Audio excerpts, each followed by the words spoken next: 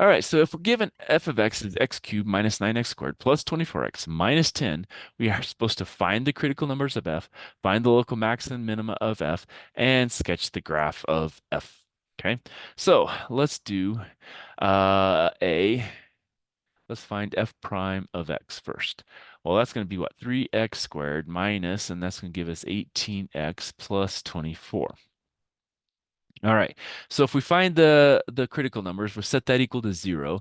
So if we take and factor out a 3, we get x squared minus 6x plus 8 equals 0. Now, if we divide out that 3, we'll have two binomials, hopefully, we can factor. Factors of 8 that add to 6 are going to be x minus 4, x minus 2.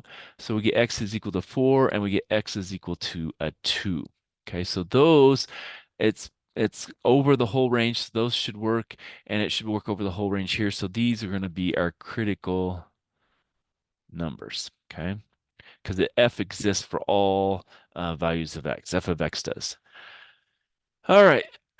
So now let's look and see kind of our thing here. So we've got a 2, we've got a 4. So let's pick a 0. Let's pick, I guess, a 3's in there, and let's pick a 5 here. Okay. So these are kind of our points. We plug a 0 into the derivative. And what do we get? We get positive, so that's going to be a positive. So that's going to give us 24. We plug in a 3, so that's going to be 9. That's going to be 27 plus that. But then if we subtract off 3 times that, so that should be a negative here. Now, if we add a 5, it's going to be 25. That's going to be a bigger negative. So that's going to be a positive here, okay? Because the 25, that's going to be 125, so that's going to be bigger than that.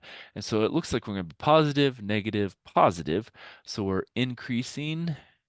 Let's do increase, decrease, increase, okay? And what's that? That's our f of x. This is our f prime of x, okay? So for B, we're supposed to find the local max and local minimum. All right, well, so then f of 2 and f of 4, because those are our critical numbers. So that's going to be what? 2 cubed minus 9 times 2 squared plus 24 times 2 minus 10. And if we work all of that out, that's going to be 40, looks like 10. So that should be at that one, we're going increasing to decreasing. So that's going to be a local maxima. Now, if we plug in 4 cubed minus 9 times 4 squared plus 24 times 4 minus 10, and we plug that in our calculator. All right, looks like 6. Now, this one, we're going from decreasing to increasing, so that's going to be our local minima, okay? And now we're supposed to sketch a graph, all right?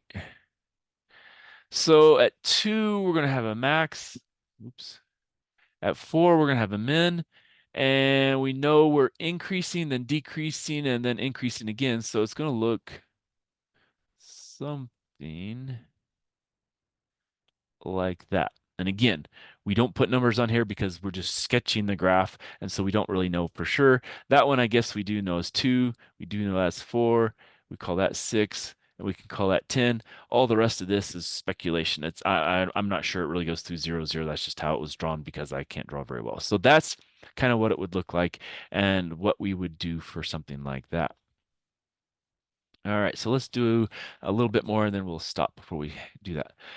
So theorem 3 says we have intercepts and local extrema of polynomial functions. So if we have some f of x is equal to the a n x to the n plus a n minus 1 x to the n minus 1 plus all the way down to a0, a n cannot be equal to 0. That's a polynomial function of degree n greater than or equal to 1. Then f has at most n x-intercepts and at most n minus 1 local extrema. So what happens is this doesn't guarantee that every nth degree polynomial has exactly n minus 1 local extrema.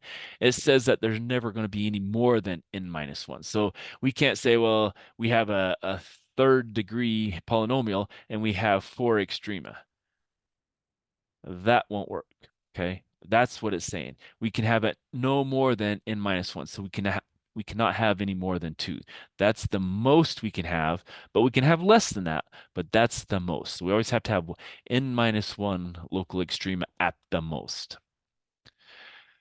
All right, so looking at this, it says the graph in the figure approximates the rate of change of the U.S. share of the total world production of motor vehicles over a 20-year period, where S of t is the U.S. share as a percentage and t is time in years. Write a brief description of the graph y equals S of t, including a discussion of any local extrema, and sketch a possible graph of y equals S of t. All right, so this, if we remember what we were looking at before, this is our slope graph. So these are positives, these are negatives, this is where it's zero. So what do we have here? Well, this is going to be a changing point. This is going to be a changing point. So those are going to be horizontal points.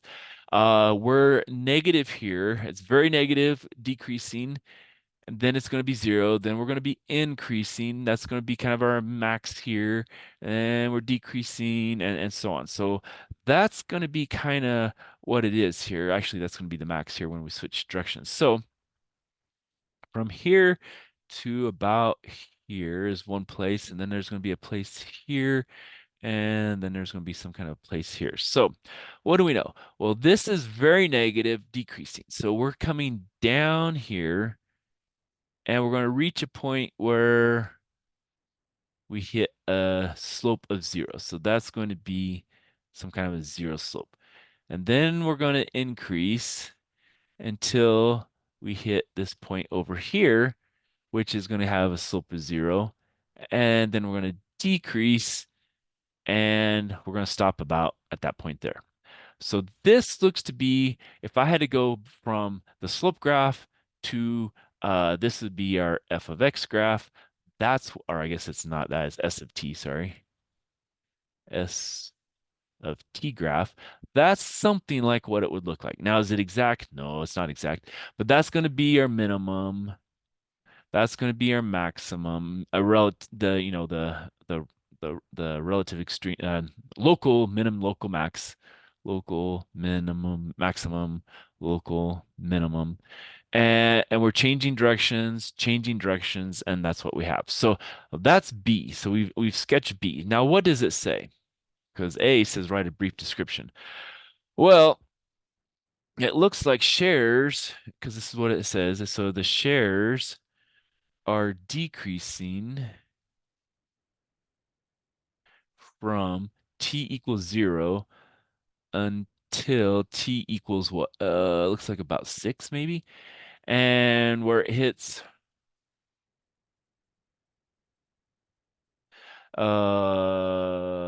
what's it hit? It hits a minimum value, I guess. Hits minimum value. Okay, so I'm thinking about here. So we're hitting the minimum. And then what's going to happen? Then it starts increasing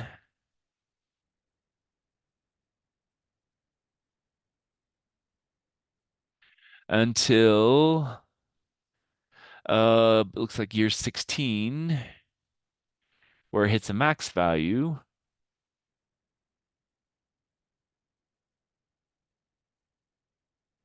And then starts decreasing again.